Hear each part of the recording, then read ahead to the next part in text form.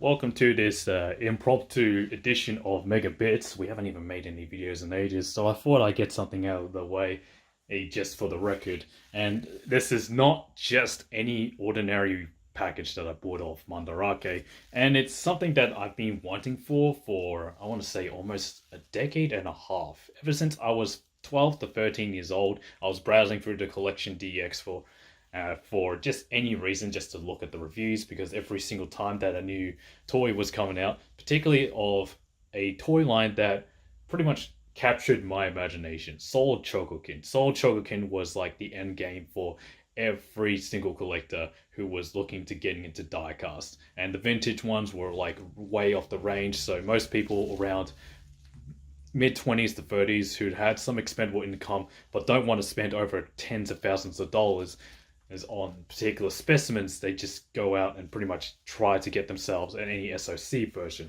I guess you can say this all jump started with the GT01 Mazinga Z. Of course, this is a reproduction at the quarter scale, and it's not full size, but it's supposed to represent the version 5 version of Mazinga Z. There's like 6 versions so far, including the Barn Presto reissue. This was only $50 at the time. It was complete. It was mint in the box. It still had the missiles. It had all the instructions, and you couldn't really beat that deal. And they were pretty much everywhere. Most people were still trying to sell these things for like hundreds of dollars, and you're probably getting your self scams for paying that much. More money started coming in. I did put in a pre-order for a third production run of the Voltron Soul Chogokin, or the Go line as I like to call it, because even though that it's probably more for a the chrome is kind of really aging. I can definitely can't really see it on the camera, but it's starting to yellow, mostly because I put it in the glass display cabinet, and then it's just been sitting there. This is one of those instances where, because you've been working constantly and you don't really have any time to fiddle with this stuff, you put in one particular display and you just leave it, and then you just leave it for ages, and then you realize that all this stuff starts coming all together. It was a pricey piece because it was literally coming from the United States. I had to import it from Big Bad Toy Store because that was the only place that was doing the production run on pre-orders for this particular item. And even though it was worth all my money, and I do not regret a single bit buying this for myself for the collection, and I knew I just had to have it, so it was pretty much a no-brainer. And then some weird trinkle stuff comes in. This is the Dynamic Collection GX-70 Mazinga Z. I bought this one off Mandarake a while ago, and I believe this was mostly because it was on discount, or at least I found it at a good price. And as soon as I bought this, then I saw the Kakame Shinka, and it had firing rocket fists. I was banging my head because I was like, why did I buy this version at the time? I'm pretty sure the Kakame Shinka came out maybe a year or two after I bought this particular version. This came out, I believe, around 2017. The label as GX70. Around the same time it was being developed, the Go line was being released, and the Megazord was also being released. And I ended up just picking this up because it was a good price, but I was kind of being regretful about my financial decision, even though it wasn't really much of a loss. It's a good figure. It represents Mazinga Z very well in its anime accurate proportions, even though the Kakame Shinka version is definitely the most definitive version so far. That has fucking firing rocket fists. What can I say? And then there's some weird impulse purchasing things like Zabangu, which obviously is in 1:1 44 scale because it got packaged in with the Brocari, which was supposed to fit in with your Walker Machine series. And those that really understood the Walker Machine series and its whole entire lineage, the Zabangu was supposed to fit in within that classic collection, despite the fact that the proportions of the original model kit were pretty jank. They were out of place, so I'm not 200% sure if the Zabangu would actually really fit with your vintage crab types, government types. I don't really exactly know the mecha from Zabangu. I know government types, the Brocari and Walker Gallia. Everyone knows that, and the Iron Gear, to put it lightly. But this was part of like a packing because I bought the Master Grade RX-78 1.5 at the time, and I thought I needed to load more stuff so I can save on some shipping. And this was like, I don't know, like $50 or less. Like, I couldn't really remember the price, but they're relatively low price because they're not really desirable anymore. The high metal R's and pretty much every Hasegawa kit has basically replaced this particular version. And now we get to today's edition, the GX, I believe, 59 Daltanius. It is a very big boy! Even though the box was much bigger in the original. Okay, there's a lot of... Oh, man. Oh, yeah, there's books underneath it. That's why it's so... That's why it's so fucking huge. But think about this for a moment. I was like, oh, when I was like 12, 13 years old, I wanted this thing. I wanted a Soul Chogokin, and Daltanius has a bit of history because it's literally nerd trivia for those that really understood the development of Voltron. Yeah, you can definitely see that it definitely really paid homage to the original Chogokin release, because it's literally just a carbon copy of the original box art. It's Miraigatai no Chogokin Damashi, I think is the thing. And then just Mirai Robo Daltanius. You got, of course, Atlas, Velarius, Gunpa. The Romanizations are basically loosey-goosey on some of the translations. They use Atlas as Atlas, Velarius with a V, or Gunpa's spelt incorrectly. But everything about this is literally pretty much the most, I don't say definitive version to say the least, because it has everything, and it has all the chrome. It looks like the vintage one, and it also has a bit of that, I believe it has Popey Blue plastic, but not really Popey Blue plastic. It's not really molded in the same type of chemical material or substance as far as that's concerned.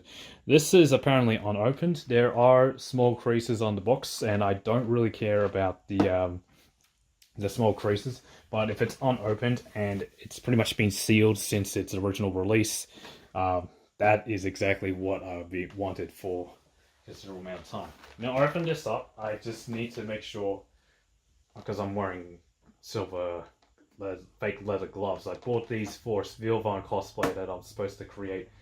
Don't mind the color. I kind of just... They were just laying around. You open this up, and okay, that's great. The styrofoam is on the top, and it seems as if the plastic trays are at the bottom. This is going to be interesting because it's just like, that's where the stand is, isn't it? Okay, so you pull this. Oh my goodness. Oh my goodness. Wow. You don't even get homage toys like this. I know that Toonami 40th anniversary Voltron was about to be released, and that tried to recreate the whole entire R experience. GX-71 got a reissue, but it did the SP color in the 50th anniversary, but it didn't have an R-type box, and that was kind of like the biggest misses, in my personal opinion. So the instruction manuals, I'm pretty sure I'm going to need to read this because I don't remember very well how to transform this. I think I've seen a few videos of Daltanius being transformed, but I never seen like a proper... Okay, I was just... The fact that it has a window insert and the Go line didn't have this, it was like, damn. This is what every Soul Chogokin release should have. And it's like, ah yes, very nicely packed in there. We'll start off with Atlas. It's kept in this nice bag here. And the fighter jet is inside. I just watched a few episodes from the Toei World Tokusatsu channel, and knowing Daltanius is supposed to be based off the Three Musketeers is I wouldn't say it's not surprising, but it's kind of it really shows. Yeah, that's some really nice die cast. Wow, I'm just pretty impressed. I think it's a good time to talk about the design history about this. I was looking into this, and the article was translated by Matt Alt. It came from the book Chogokin Chronicle, which I have myself. So, I bought the copy. I think it was on cheap at the time. Most of the comes with the DVD, and I'm pretty sure it was a transcript from the interviews that Katsuchi Murakami did, and he was saying that how painstakingly, I wouldn't say difficult, but rather ludicrous it was to design Daltanius in the first place. Usually there would be one type of robot that is combined by vehicle or just a standalone by itself, but never there was a combining robot with an animal, a robot, and a vehicle. And he basically said that he did not want to do that again. And I believe the Megazords kind of really supplanted this, because when you think about it, it's like, oh yeah, there's a huge variety of stuff in Power Rangers. Sometimes it's like a combination of vehicles, or they're vehicles that's animals, or they're literally just vehicles, but never a fusion of like humanoids, vehicles, and a robot and an animal together. I'm just trying to jog this off my memory because I'm thinking about this. Okay, it's never going to happen in any Sentai robot as of now. So I'm just going off by vibes here. It's just like Atlas was fondling around, but it's quite hefty, to say the least. I can definitely feel the heft. The chest feels like die-cast, and the lower thighs. I think the legs, some of it's most of them in die-cast as well. The lower feet aren't in die-cast, so I'm going to put this back. I'm going to pick up Velarios. Apparently this one's supposed to have more chrome on its legs, because it's really... I really actually can't determine where the die-cast is, but I remember seeing the x-rays there that Chaichi Power did on his Collection DX review he did many years ago. It's now on the archive.org. Looking at it, it is... Okay, so it's a very peculiar piece. I mean, if I put it like right next to something like Black Lion, I mean, they're like, that's literally just night and day, and this doesn't really sit like it normally does.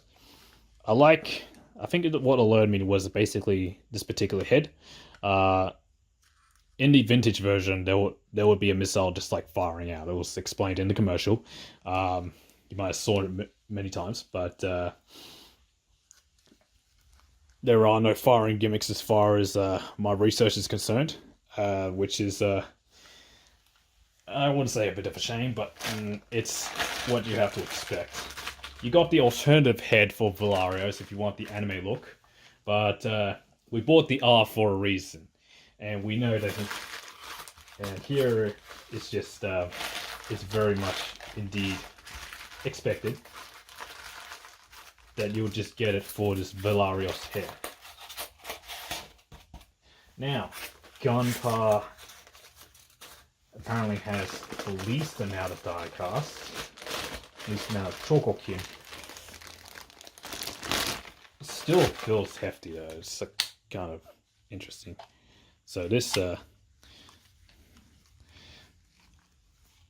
it's a very peculiar array of machines. It's like, you don't expect this to even exist, if at all. You know, just disconnects, and I believe you can see some of the black swirly, blue swirly plastic.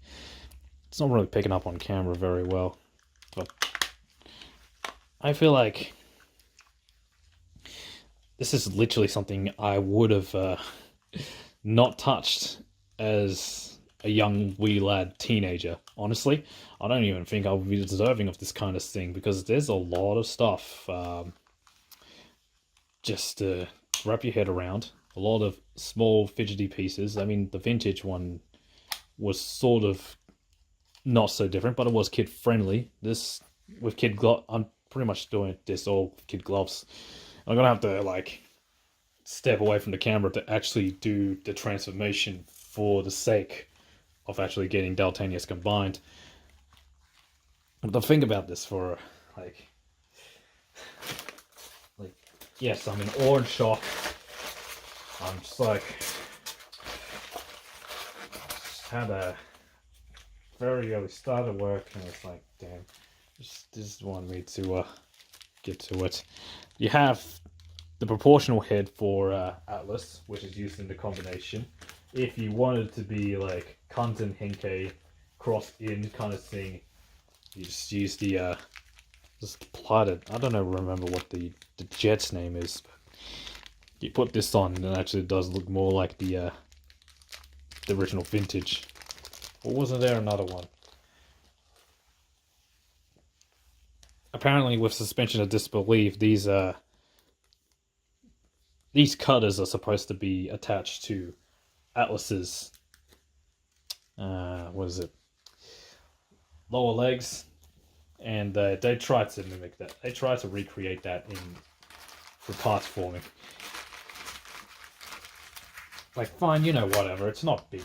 Oh, Jesus Christ! I broke the styrofoam. That's how fragile. Damn. It's like, I'm not gonna be. I'm not big deal. I mean, like, that's not a big deal. That is just. Look.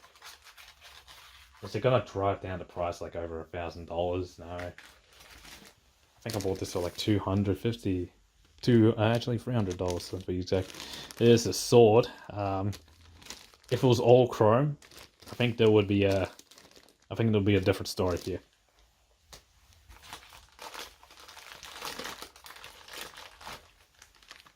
Oh, and this big ass arrow. I believe that everything's going to go into the stand, so nothing's going to be staying in the box, which is interesting. But that's an interesting observation. I'm going to put this back. Wait, okay. Alright, so we'll take this. We'll assemble the stand later, but there is another option piece to make.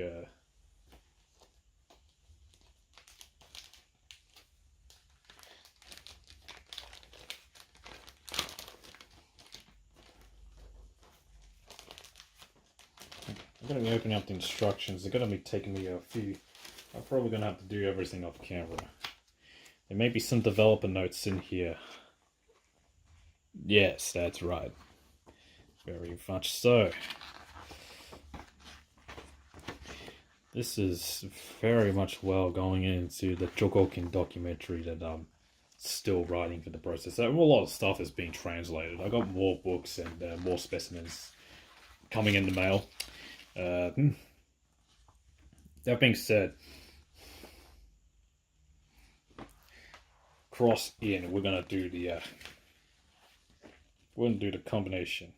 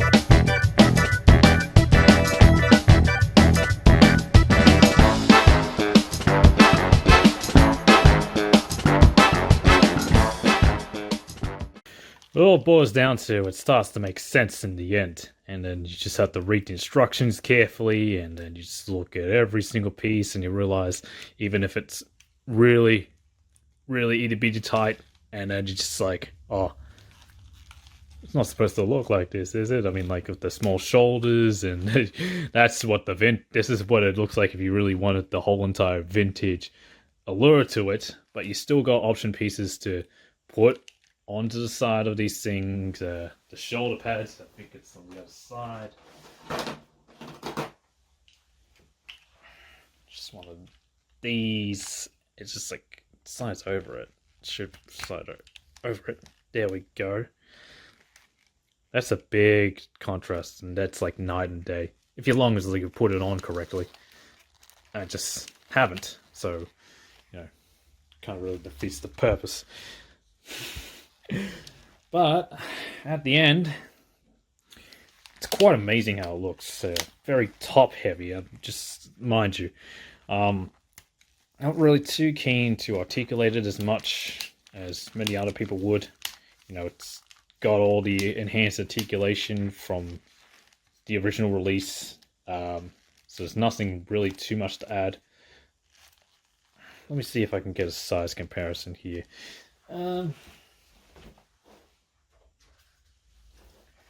1 plus 1 is heavy as well. Oh goodness. And then there's this. It's not a really good size comparison. The perspective is kind of skewed here.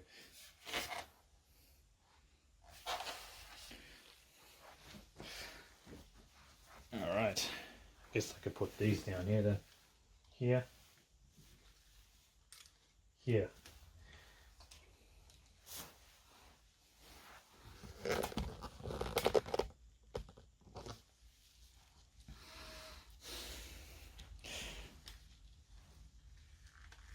It's like they were brothers, and they were meant to be brothers. Brothers from another mother, the same mother. Actually, Katsushi Murakami's their father, whatever. It sounds so weird. Man, I was so quite stoked. I'm lost for words, ran out of things to say. And that's what's so hard about reviewing a Bandai toy. It's like, you got so many good things to say. Maybe the flaws are like your own user errors, and your specimen is obviously going to be much different from the next person's, and your experience will be much different from the next person's. So of course, it's never all going to be the same across the board, except the Hasbro product is usually the same across the board, and sometimes it also has that same experience the Bandai toy has, but oftentimes it doesn't really make it for a good review. It's just saying things. It's like, oh, I can do this, do that. You can buy this at this place because it no longer exists. It's discontinued, I think, because the original price they were asking for it was like $350, and I didn't get it at the time because obviously I was not making that much money at the time. So yes, I didn't, even if it wasn't in my radar. Well, and now it's in my radar. I got it in my hands, and was it worth the dough? Is what I'm really trying to figure this out. I need more time with it, honestly. So it's obviously going to be taking a few more minutes just to fiddle around with it and get used to its uniqueness to it. Oh yeah, there's some books at the back here as well, and I don't know if you really want to see the books.